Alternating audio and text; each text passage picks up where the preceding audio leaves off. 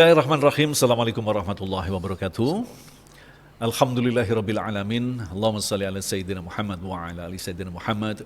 Berbahagia sekali kita dipertemukan kembali dalam Beduk Ramadan bersama Bank Jakarta. Tentu saja tema-tema menarik yang berkaitan dengan kehidupan kita sehari-hari, insya Allah kita akan tampilkan walaupun dalam durasi yang sangat singkat. Insya Allah kita nanti akan mendapatkan begitu banyak masukan dan ilmu dari guru kita, yaitu Ustadz Muhammad Azhari Nasution. Assalamualaikum Ustadz. Waalaikumsalam. Kefal Ustadz? Sehat. Belum lemes kan? Belum. Perjalanan masih panjang. Biasanya makin dekat beduk makin semangat. Benar. Ustadz, tema kita ini menarik sekali Ustadz, yaitu berkaitan dengan masalah keberagaman. Keberagaman. Nah, bagaimanakah kita bisa mengkaitkan antara output daripada puasa kita di bulan suci Ramadan dengan muncul output yaitu mampu memelihara keberagaman. Kita mungkin sepakat bahwa manusia memang sengaja diciptakan berbeda, tetapi Allah menghendaki dengan perbedaan itu kita bisa walking together. Nah, bagaimana menjelaskannya Ustaz? Bismillahirrahmanirrahim. Allahumma salli ala sayyidina Muhammad wa ala ali sayyidina Muhammad. Bicara tentang keragaman dan apa hubungannya dengan puasa atau Ramadan. Yang pertama, orang tidak akan mungkin sadar tentang keberagaman atau menerima keberagaman kalau dia tidak punya sikap pluralitas, yaitu kesadaran bahwa Tuhan menciptakan entitas manusia dari latar belakang yang berbeda-beda. Nah, jika orang tidak punya pluralitas ini, kesadaran bahwa Tuhan menciptakan perbedaan, maka yang muncul adalah eksklusivisme, ego. Nah, di Ramadan sendiri kan ego itu di stop, diajarkan untuk ditundukkan. Kita dilatih untuk bersikap empati dalam Ramadan. Bahkan orang yang tidak berpuasa karena udzur syar'i misalnya, lalu dia memberi takjil kepada orang yang berpuasa, pahalanya sama. Jadi ada empati dalam tarbiyah Ramadan, dalam pendidikan puasa. Nah, empati ini bagian dari makjun atau racikan jika orang ingin punya sikap toleransi. Orang tidak mungkin bisa toleransi kalau dia tidak punya jiwa empati. Jadi kira-kira tangganya begini. Yang pertama, payung besarnya adalah pluralitas. Orang mesti sadar dulu bahwa distingsi atau perbedaan itu niscaya, tidak mungkin tidak berbeda. Kita dengan istri kita pun berbeda. Gendernya, sifatnya berbeda, semuanya berbeda. Nah, setelah pluralitas di bawahnya baru toleransi. Toleransi adalah menghargai perbedaan. Tidak semua orang yang sadar berbeda itu niscaya lalu dia menghargai. Maka setelah pluralitas baru dia toleransi, dia menghargai perbedaan. Nah, setelah orang toleransi, at-tasamuh namanya dalam agama, menghargai perbedaan, baru setelah itu at-ta'ayush, koeksistensi. Ini lebih dalam daripada toleransi. Tingkatannya lebih tinggi levelnya. Toleransi orang menghargai, tapi koeksistensi dia bukan hanya menghargai, tetapi bisa hidup berdamai dalam satu lingkungan, dalam satu tempat kerja, dalam satu skup. Itu namanya koeksistensi. Dan tanpa saling mengganggu. Toleransi masih dalam wilayah pemikiran, wacana, tapi koeksistensi dia sudah mulai berbaur. Baru di titik terakhirnya harmoni. Harmoni adalah perbedaan itu menjadi modal sosial. Saya punya perbedaan dengan saya punya tetangga misalnya, tapi perbedaan itu bukan saling untuk menusuk, bukan saling untuk mengkambing hitamkan, tetapi saling menguatkan dan menjadi kekuatan bersama. Nah, termasuk kita tinggal di Indonesia, heterogen sekali, latar belakang agama, latar belakang suku. Bagi orang yang tidak paham tentang pluralitas, dia menganggap itu adalah celah kita untuk saling tidak baik, saling berpecah, saling segregasi sosial, polarisasi. Ternyata tidak. Itu justru menjadi alat kekuatan kita sebagai bangsa. Mungkin bisa dijelaskan kembali Ustadz tentang alat kekuatan bangsa. Alat dalam bentuk apa yang akhirnya bisa menguatkan, menyatukan kebangsaan ini Ustadz? Iya, persatuan itu kan modal ya. Sama seperti Nabi ketika di awal-awal membangun peradaban Madinah. Madinah waktu itu sangat heterogen sekali. tidak hanya dihuni satu komoditas agama Islam saja, tetapi ada Yahudinya, ada Nasraninya, dan Nabi mengkomunikasikan semangat kebangsaan saat itu bersama lintas agama. Nah Ustadz, mungkin bisa ditegaskan kembali bagaimana kaitan antara melaksanakan saum dan ibadah-ibadah lain di bulan suci Ramadan itu mampu melahirkan orang yang memiliki siap untuk hidup berbeda begitu Ustadz. Bagaimana mengkaitkan dengan itu Ustadz? Oh iya, di antara sifat nafsu itu kan sebenarnya dia ingin menang sendiri. Ya. Ingin menang sendiri. Bahasa mereka para ulama menyebutnya ru'yatun nafas. Ru'yatun nafas itu nafsu punya tabiat dia ingin menang sendiri. Dia ingin independen, eksklusif, Ya, tidak melihat yang lain.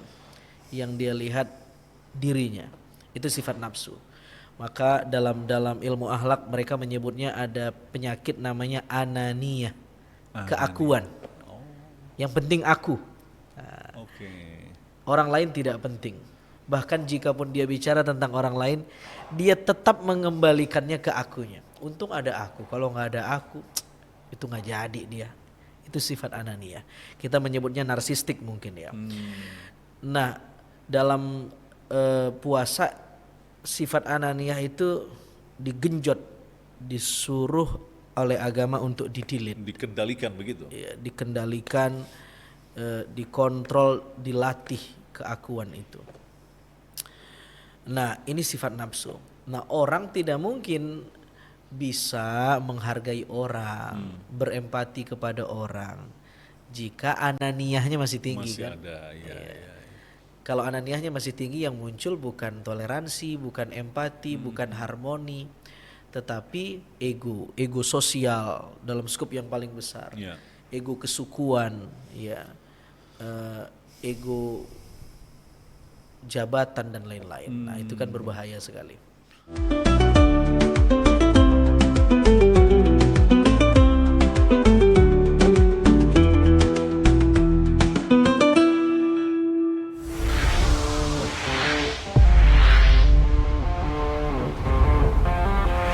Something new, something exciting.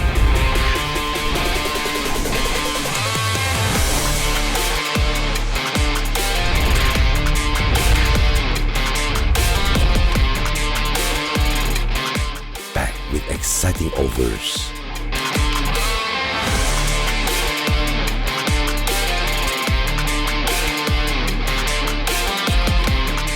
Satu kartu, banyak kemudahan tanpa batas.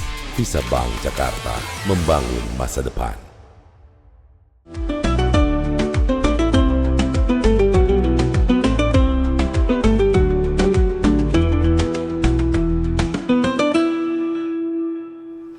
Nah Ustadz, kita tahu bahwa selama kita di dunia ini, di muka bumi ini, seperti yang Allah jelaskan, bahwa sifat-sifat buruk, kebencian, iri, dengki, lain sebagainya itu nanti di surga bakal ditarik. Tetapi Allah membiarkan sifat itu masih ada di dalam diri kita selama kita masih ada di dunia. Nah tentu saja kita berharap bahwa gagasan tentang toleransi dan lain sebagainya bukan sekedar bercokol di kepala. Bukti yang kita saksikan selama ini, memang ada negara yang benar-benar sempurna melaksanakan toleransi, berbeda dan lain sebagainya. Pasti ada celahnya nih Ustaz. Ya saya kira kita sebagai warga negara Indonesia punya modal sosial. Kalau bicara toleransi, bicara harmoni, bicara koeksistensi, saya kira kita lebih maju daripada negara lain lah. Ya, lebih maju daripada negara lain. Artinya bukan sesuatu yang, bahkan kita lebih awal mempraktekkannya daripada konsepnya datang. Ya kita, kemarin ada viral di media sosial, lucu banget. Jadi mereka lagi nyambut Imlek, barongsainya nari tapi backsoundnya Ramadan tiba, Ramadan tiba. Itu bagi saya lucu banget. Iya. Bagi saya lucu banget. Nggak perlu sensi begitu ya? Nggak perlu sensi. Misalnya di Ramadan ada tren takjil war. Ternyata takjil war itu ya framingnya adalah saudara-saudara kita yang non muslim, mereka juga pengen beli bala-bala, pengen beli gorengan, beli risol untuk ngejar siapa yang duluan bisa dapat beli gorengan. Bukan hanya umat muslim meskipun mereka yang berpuasa, kami juga pengen takjil war. Itu kan menarik banget loh. Benar. Jadi sesuatu yang udah built in dalam Dan juga individu saya pernah kita. melihat satu tayangan di Instagram kalau nggak salah itu. Jadi ada saudara sekampung ya, non muslim, diajak datang tahlilan begitu kan. Gue harus berdoa apa ini? Iya. Nah, percontohan daripada kesempurnaan kita, toleransi, kemudian keberagaman, selain yang dicontohkan Rasulullah pada saat di Madinah itu seperti apa lagi, Ustaz? Ya, satu ketika ada seorang Yahudi wafat, digotong untuk dikuburkan. Lalu Nabi sedang duduk-duduk bersama para sahabat, dan ketika melihat mayat Yahudi yang sedang digotong, Nabi berdiri. Para sahabat bertanya, "Ya Rasulullah, yang meninggal ini Yahudi, kenapa engkau berdiri?" Nabi menjawab, "Bukankah dia juga manusia?" Nah, kata-kata bukankah dia juga manusia, Nabi ingin mentarbiyah para sahabat, mendidik para sahabat bahwa ada banyak hal yang point of view-nya bukan hanya latar belakang agama, tetapi ada ukhuwah insaniyah, yaitu hubungan kita sekemanusiaan. Ya. Jadi itu juga perlu dibangun. Ya. Begitu kira-kira. Nah, ini kalau kita kaitkan dengan ayat di mana Allah menegaskan bahwa ketika ditanya, kenapa menciptakan manusia yang bakal melakukan kerusakan gitu kan? Dan kenapa diciptakan berbeda-beda? Aku lebih tahu daripada kalian. Memang sengaja mereka aku jadikan berbeda, ya kan? Kenapa tidak dibikin saja di muka bumi ini semua beriman kepada Allah? Nah, ini mungkin kalau kita kaitkan dengan perbedaan itu seperti apa, Ustaz? Ya, kalau Allah menciptakan semuanya beriman kepada Allah, template nggak menarik. Orang akan bilang Tuhan tidak berkuasa untuk mendesain kejahatan. Allah mengizinkan ada kebaikan, ada kejahatan, menunjukkan Allah berkuasa mengizinkan yang baik dan yang buruk. Meskipun yang diizinkan Allah belum tentu diridhoi oleh Allah, ya kan?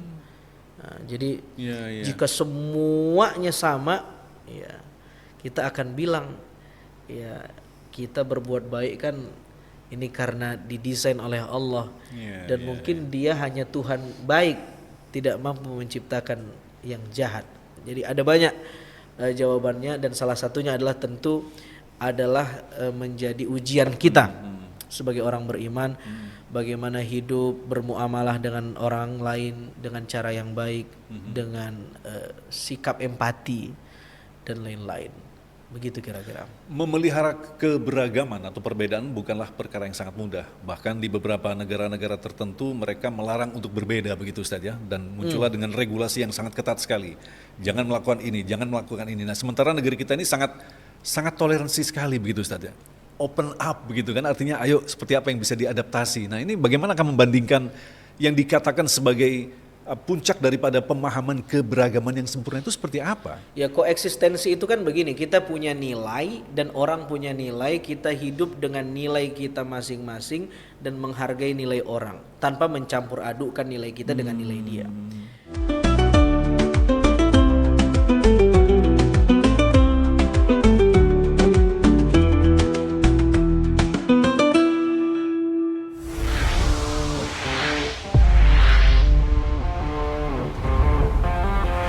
Something new, something exciting.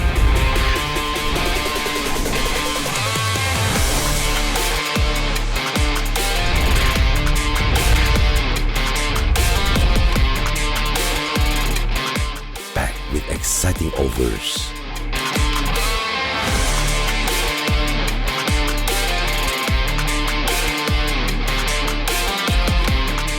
Satu kartu, banyak kemudahan tanpa batas. Visa Bank Jakarta, membangun masa depan.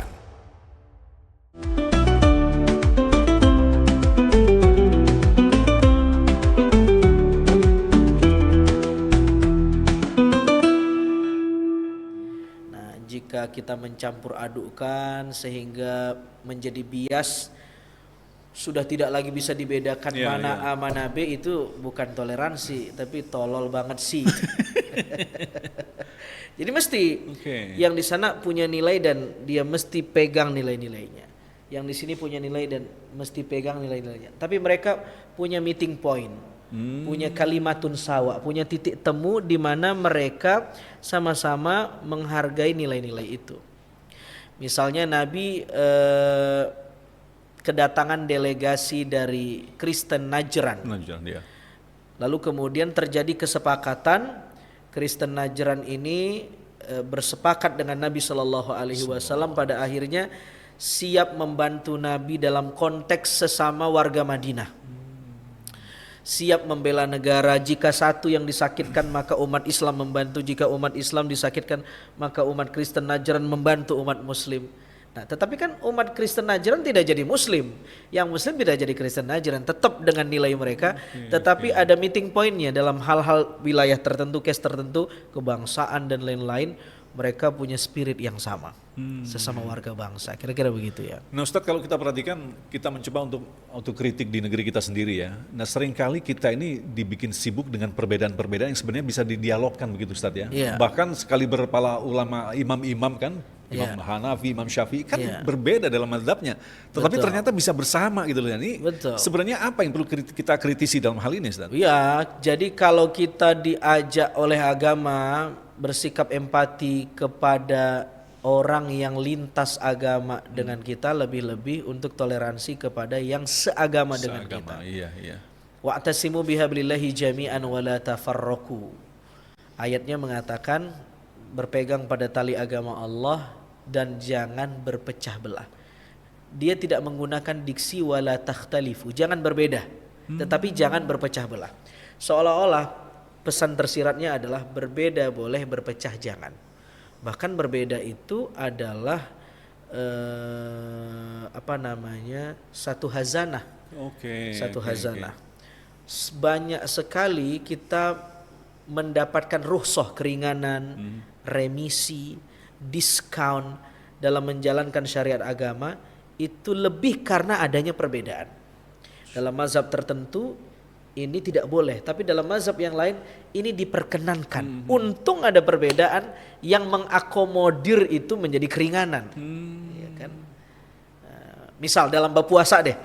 Menurut mazhab Syafi'i, niat puasa itu mesti tabyid, setiap malam diulang, setiap malam. Nah, jika orang lupa berniat malam hari, disebut malam hari itu dari habis maghrib sampai sebelum masuk waktu subuh. Jika dia lupa maka tidak sah puasanya. Inda Syafi'i, menurut mazhab Syafi'i. Tapi menurut mazhab Maliki tidak. Ya. Niat itu bisa dirapel. Di hari pertama Ramadan kita cukup berniat nawaitu shauma syahri Ramadan kullihi lillahi ta'ala. Saya niat puasa Ramadan sebulan penuh karena Allah Ta'ala. Enggak perlu diulang setiap malam, dan jika pun lupa sah karena udah dirapel dari malam pertama. Ini kan perbedaan pendapat nih. Tetapi perbedaan pendapat ini justru punya nilai maslahat. Kita penganut mazhab Syafi'i lalu kita lupa. Mitigasinya jika kita menggunakan pendapat Imam Malik yang tadi, lalu kemudian kita lupa menggunakan mazhab Syafi'i setiap malam dengan berniat tiap malam, maka kelupaan kita udah ditambal dengan ijtihadnya Imam Maliki. Kita dapat keringanan, kita dapat nilai maslahat dari pendapat ijtihad seorang imam yang punya otoritas ilmu. Itulah maslahah atau hikmah dari perbedaan pendapat. Tapi bagaimana mungkin Ustaz, ini sangat menarik sekali ketika Allah menurunkan satu message melalui Al-Quran, tapi begitu sampai di bawahnya, begitu sampai di bumi ini, itu begitu banyak penafsiran-penafsiran yang justru akan melahirkan perbedaan-perbedaan begitu Ustaz. Iya. Ini hikmahnya seperti apa Ustaz? Iya, menunjukkan bahwa agama ini memang akan tiris dikonsumsi oleh orang-orang yang ahli. Hanya orang yang ahli yang melahirkan perbedaan, dan perbedaan itu melahirkan rahmat. Ikhtilafu ummati rahmah. Perbedaan di kalangan umatku adalah rahmah. Itu maknanya sebenarnya adalah umatku yang mana dulu nih? Umatku di sini maknanya adalah perbedaan di kalangan umatku yang punya otoritas keilmuan, baru nilainya rahmat. Jika yang berbeda di warung kopi, yang ini nggak ngerti, yang itu nggak ngerti, bukan rahmat tapi musibah. Dia baru jadi rahmat kalau sama-sama faham, sama-sama tahu, baru perbedaan itu menjadi rahmat. Memperluas hasanah tadi itu Ustaz ya.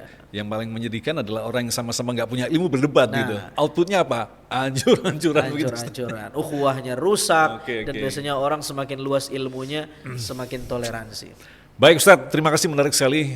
Sayang sekali waktu kita sangat singkat, tapi mudah-mudahan apa yang kita sampaikan tadi akan bisa melahirkan satu keberkahan khususnya di bulan Amin. suci Ramadan. Nah, berbicara tentang keberkahan, jangan lupa keberkahan dalam ekonomi, yaitu komitmen dari layanan Bank Jakarta bagi seluruh lapisan masyarakat sampai UMKM. Terima kasih atas perhatian Anda. Assalamualaikum warahmatullahi wabarakatuh. Pemirsa Beduk Ramadan, jangan lupa acara ini persembahan dari Bank Jakarta memberikan hadiah yang menarik bagi Anda yang bisa menjawab pertanyaan di bawah ini. Silakan tulis di kolom komentar dan nanti kita akan tentukan siapakah yang berhak mendapatkan hadiahnya, tentu saja di episode selanjutnya. Assalamualaikum warahmatullahi wabarakatuh. Assalamualaikum.